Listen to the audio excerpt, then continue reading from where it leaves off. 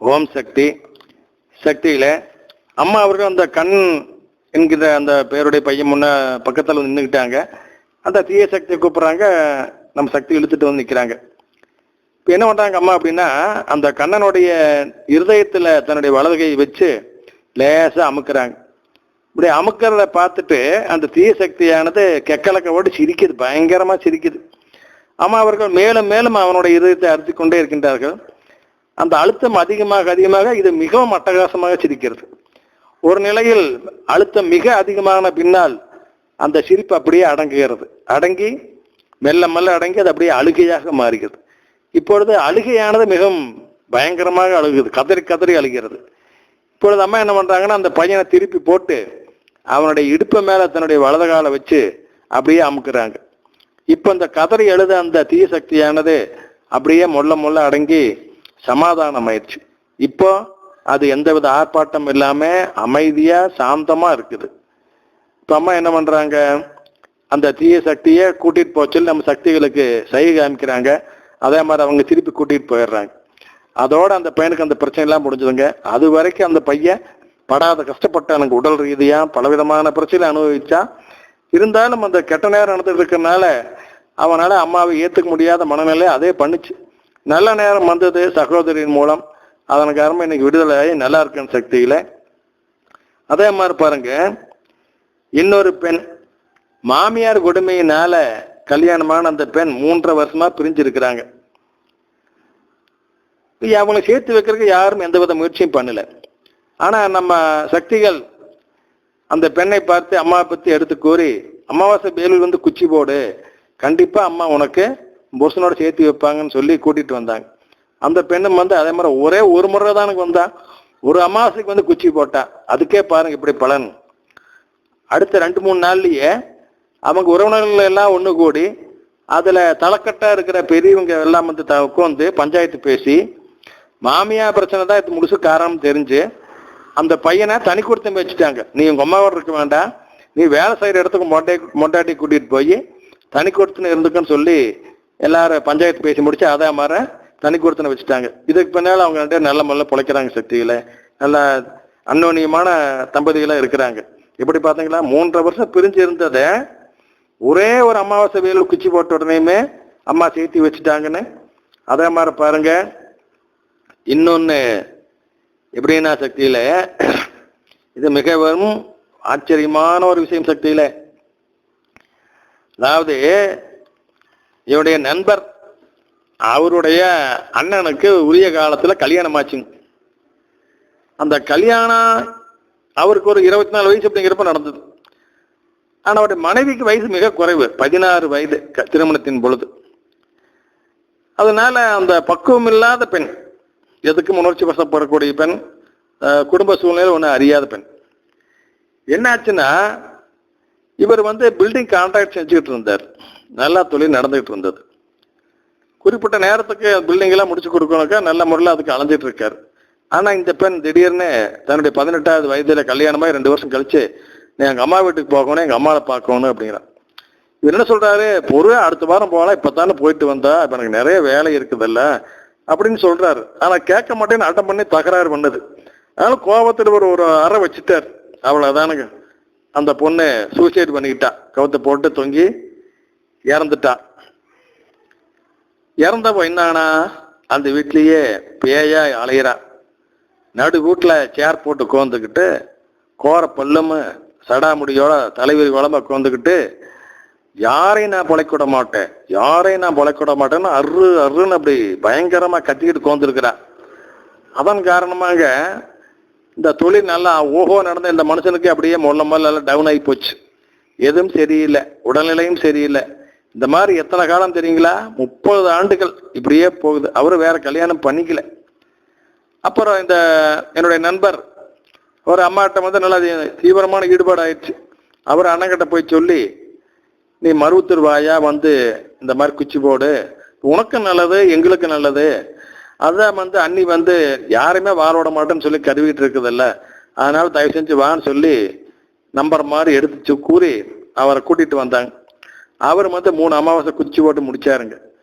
அப்புறம் காலைக்கு பொங்கல் வச்சாங்க. அவரே அவர் கையால் செஞ்சாங்க. இந்த பெண்கள் எல்லாம் கூட இருந்தாங்க. யாராரு? தம்பி சம்சாரத்தினுடைய தங்கச்சி இவங்க கூட இருந்தாங்க. பண்ணி முடிச்சு அந்த பொங்கலை அதர்வன காலிக்கு படைச்சு தீபாவளி காமிக்கிறாங்க. அப்பத்தானுங்க அந்த நிகழ்ச்சி நடக்குது. வானத்திலிருந்து ஒரு 6 அடி அகலத்துக்கு மேல ஒரு டியூப் மாதிரி ஒரு புகை மண்டலமாட்ட ஒரு வழி உண்டாகுது. சாம்பிராணி புகை போட்டவர்கள் அந்த மாதிரி.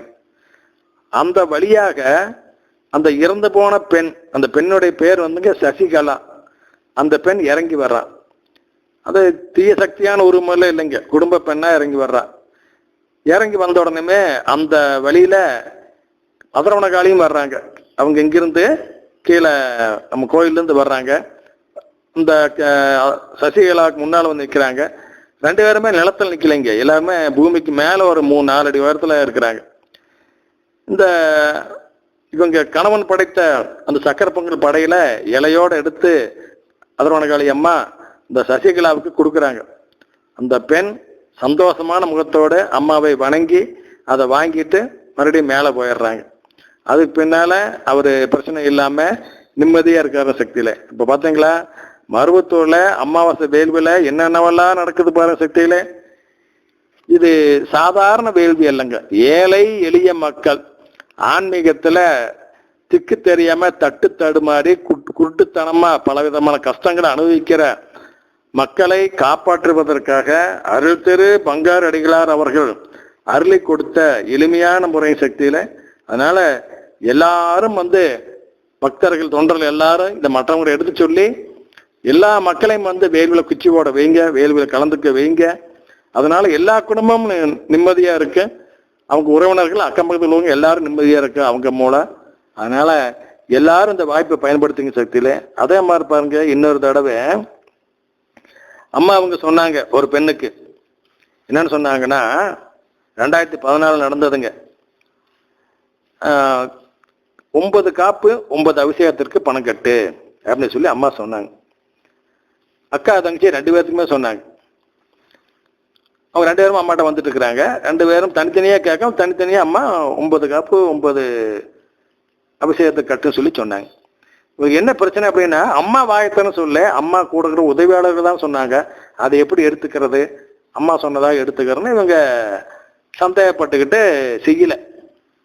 ஆனா என்னாச்சுங்கன்னா, 2 நாள்லயே அந்த மூத்தவருடைய கனவுல மூத்த பெண்ணினுடைய கனவுல, அக்கா கனவுல முனிவர்கள் சித்தர்கள் எல்லாம் வரிசையா கிட்டத்தட்ட 10 பேராட்டா, நீ சந்தன காப்புக்கு பணம் கட்டுன்னு திருப்பி எல்லாரும் சொல்றாங்க. உடனே அந்த பெண் சந்தன காப்புக்கு பணம் கட்டிட்டா. சந்தன காப்புக்கும் ஒரு அபிஷேகத்துக்கும் பணம் கட்டிக்கிட்டா. அதே மாதிரி இங்க இந்த இன்னொரு பெண் தங்கச்சி எதுவுமே கட்டல. என்னாச்சுங்க, நவராத்திரி முடிஞ்சோடனே அந்த பெண் பைக்கில் இருந்து கீழே விழுந்து, 2 வீலர் ஸ்கூட்டி ஏதோ ஒரு வாகனம் கீழே விழுந்து இடுப்புல அடிபட்டுங்க. ஆஸ்பத்திரி செலவே கிட்டத்தட்ட 60,000 பண்ணாங்க. சரியா போச்சுங்களா? அந்த 9 காப்பு 9 அபிஷேகத்துக்கு உண்டான செலவு வந்துருச்சு இல்லைங்க. இது இந்த கெடுதலிருந்து காப்பாத்துறதுக்காகத்தான் அம்மா அந்த வழிமுறை சொல்லி கொடுத்தாங்க. ஆனா செய்யாதனால இந்த மாதிரி நடந்தது. ஆனா அக்காக்காரி ஏதோ ஒண்ணுக்காவது கட்டுனதுனால எந்த பிரச்சனையும் இல்லாம தப்பிச்சாங்க. ஆனா முழுசும் கட்டியிருந்தா இன்னும் நிறைய அம்மா பொருளாதார நிறைய வசதிகள் அவன் கொடுத்துருக்கு. அதை அவன் கட்டாதனால இழந்தாங்க சக்தியில. அதனால அம்மா பக்கத்தில் இருக்கிற உறவு அந்த உதவியாளர்கள் சொல்றதை நம்ம அசால்ட்டா எடுத்துக்க கூடாது சக்தியில. அதுவும் அம்மா சொன்ன வாக்காத்தான் எடுத்துக்கணும். அதே மாதிரி பாருங்க சக்தியில, இன்னொரு முறை என்னுடைய நண்பருடைய நண்பர், அவர்களுடைய குழந்தை 2 வயசு குழந்தைக்கு திடீர்னு உடம்பு சரியில்லாம போய் பயங்கரமான பிரச்சனை, காய்ச்சல், அது இது ஏகப்பட்ட தொந்தரவு. எத்தனையோ ஆஸ்பத்திரி கூட்டிட்டு போய் பார்க்கறாங்க, ஒன்றும் நடக்கல. அவர் ஒன்றும் அம்மா பக்தர் கிடையாது. உடனே என்ன நண்பர் அவர் பேர் சிவகுமாருங்க, நண்பர் பேர். அவர் தன்னுடைய நண்பன்கிட்ட மருவ திருப்பதி எடுத்து சொல்லி, நீ வா அம்மாவை கேளு, கண்டிப்பா அம்மானால தான் குழந்தைய காப்பாற்ற முடியும், ஏன் 2 மாசம் இப்படி அலையறேன்னு சொல்லி கூட்டிட்டு வந்தாங்க. அதே மாதிரி அவரும் பாதை வச்சு கொள்ள போனாரு. அப்ப அம்மா சொன்னாங்க, சித்திரா பௌர்ணமிக்கு முந்தின மாசம் நீ சூளத்துக்கு பணம் கட்டிட்டு போ, நான் பாத்துக்கிறேன்னு சொல்லி சொன்னாங்க. அதே மாதிரி இங்க ஒரு சூளத்துக்கு போய் பணமெல்லாம் கொண்டு வந்துருந்தாருங்க, பணம் கட்டிட்டாருங்க. கட்டிட்டு வெளியே வந்து வீட்டுக்கு போறாங்க. அப்பவே அந்த குழந்தைக்கு நல்லா ஆயிடுச்சுங்க. எந்த காய்ச்சலும் இல்லை, எந்த பிரச்சனையும் இல்லை, குழந்தை நிம்மதியா இருக்குதுங்க. பணம் கட்டினதுக்கு உடனே தீர்வு. வேலிக்கு 1 மாசம் கிடக்குது. எப்படி பார்த்தா நம்ம கருணையான தெய்வம் ஓம் சக்தி.